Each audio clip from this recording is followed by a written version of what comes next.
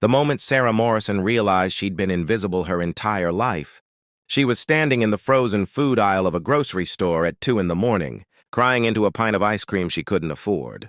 Not invisible in the way people mean when they're being dramatic, actually invisible. The kind of invisible where cashiers looked through her, where colleagues forgot her name even after 3 years, where her own mother sometimes called her by her sister's name. At 42 years old, she had mastered the art of taking up no space, of being so accommodating that she'd accommodated herself right out of existence. The fluorescent lights hummed above her as she clutched that ice cream, mascara running down her cheeks. And for the first time in decades, Sarah felt angry, not sad, not resigned, angry. She was tired of being the person everyone forgot to thank, the one who stayed late to finish other people's work, the friend who listened to everyone's problems but whose own struggles went unnoticed. She was exhausted from being her.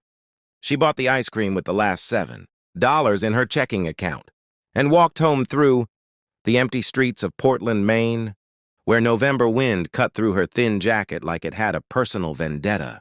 Her apartment was dark and cold. She'd kept the heat off to save money, and as she sat on her second-hand couch, eating ice cream straight from the container, she made a decision that would change everything. She was going to disappear for real, not in any dramatic way.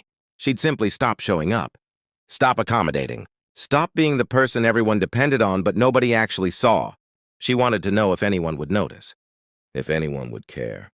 The next morning, Sarah called in sick to her job at the community center where she coordinated programs for at-risk youth. She'd never taken a sick day in 3 years. Then she turned off her phone and stayed in her apartment, waiting to see who would reach out. The first day, nobody did. The second day, her phone, when she finally turned it back on, showed one text from her supervisor asking if she could cover someone's shift next week. Nothing else. By day 4, Sarah had convinced herself that her experiment proved what she'd always suspected: she didn't matter. But on day 5, something unexpected happened. There was a knock at her door. She opened it to find Marcus, a 17-year-old from the community center. He was tall and lanky, with braids pulled back and eyes that had seen too much too soon. Marcus had been in the program for 2 years, always quiet, always in the background, much like Sarah herself. "You good, Miss Sarah?" he asked, shifting his weight from foot to foot. "You ain't been at the center." Sarah was so surprised someone had noticed her absence that she forgot to lie. "I'm fine. I needed a break." Marcus nodded slowly, like he understood more than she'd said. "Yeah, I get that." He paused, then added, "You coming back, though, right?" Something in his voice, a thread of worry, of need, made Sarah's chest tighten. "Why?" she asked, more harshly than she intended. "Why does it matter?" Marcus looked at her like she'd asked why the sun mattered. "Because you see people," he said simply. "Like, really see them? You the only one at that place who knows my mom's name, who asks about my little sister, who remembered my birthday." He shrugged, embarrassed. "You matter, Miss Sarah, at least to some of us." After Marcus left, Sarah cried harder than she had in the grocery store. But this time it was different. She'd been so focused on the people who didn't see her that she'd failed to notice the ones who did. She'd been measuring her worth by the wrong people. The next morning, Sarah went back to work. But she went back different. She stopped staying late for people who never thanked her. She started saying no to requests that drained her without purpose. She set boundaries. And something strange happened. People started seeing her more clearly. Not because she was louder or more demanding, but because she'd stopped making herself small. 3 weeks later, the community center faced a crisis. Funding had been cut by 40%. Programs would be eliminated. Staff would be laid off. At the emergency meeting, everyone talked about which programs to cut, how to manage with fewer resources. Sarah listened to them discuss eliminating the after-school program, the one that kept kids like Marcus off the streets and gave them a safe place to exist. And then Sarah, who had never spoken up in a meeting in her life, stood up. "No," she said. The word rang out in the conference room like a bell. Everyone turned to look at her. Really look at her. "We're not cutting the after-school program," Sarah continued, her voice steady despite her racing heart. "Those kids aren't a line item in a budget.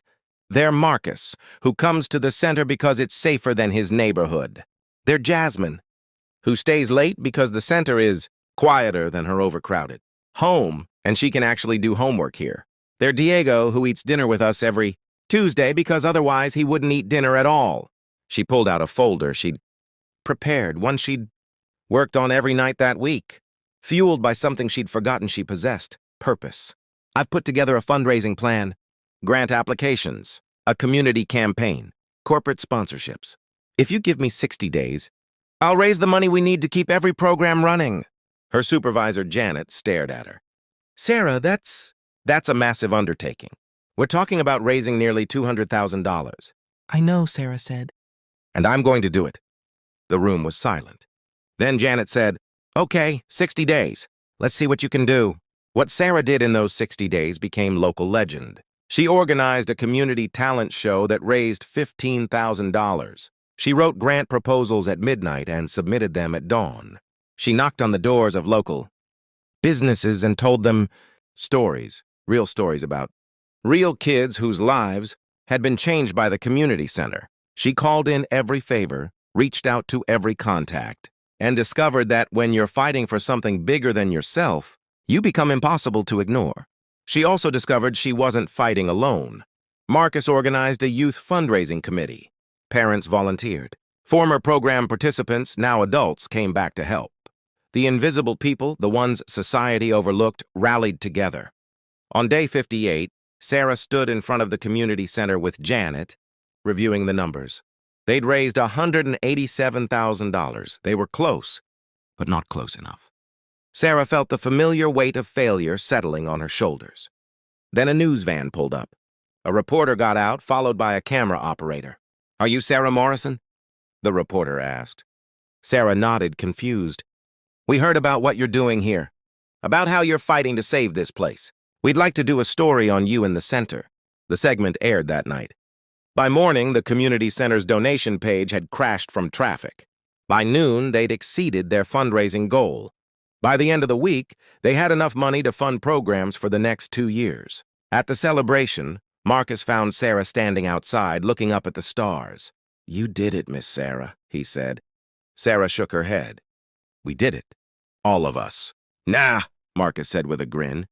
You started it. You showed up when it mattered. You see, that's the thing about you. You think you're invisible. But you're not. You're like the foundation of a building. Nobody really looks at the foundation, but without it, everything falls down. Sarah looked at this kid who'd knocked on her door when she'd thought no one cared, and she realized something profound. She'd spent so long wanting to be seen by people who would never really see her that she'd almost missed the people who had seen her all along, the ones who mattered. 6 months later, Sarah was named director of the community center. She still bought ice cream at 2 in the morning sometimes, but now she bought enough to share with the night staff at the center, where she often worked late, not because people demanded it, but because she chose it. She'd learned the difference. On the anniversary of that night in the grocery store, Sarah stood in front of a room full of kids, parents, and volunteers. Someone had insisted on honoring her with an award. As she looked out at the faces watching her, really seeing her, she finally understood something she wished she could tell. Her younger self. You don't become visible by making yourself smaller in the hope that someone might notice you're gone. You become visible by standing up for something bigger than yourself, by fighting for others who can't yet fight for themselves, by being the person you needed when you were invisible. Thank you, Sarah said simply, holding the plaque they'd given her. Thank you for seeing me. But more importantly, thank you for seeing them, for seeing all the kids and families who walk through these doors, looking for hope. That's what really matters. As applause filled the room, Sarah caught Marcus's eye. He nodded at her, a small smile on his face, and in that moment, Sarah Morrison, 43 years old, no longer invisible, no longer small, smiled back. She had finally learned to take up space, and in doing so, she'd created space for others to exist too. That, she thought, was what it meant to be truly seen. Not to shine so brightly that everyone had to look at you, but to shine your light toward others so they could find their way home.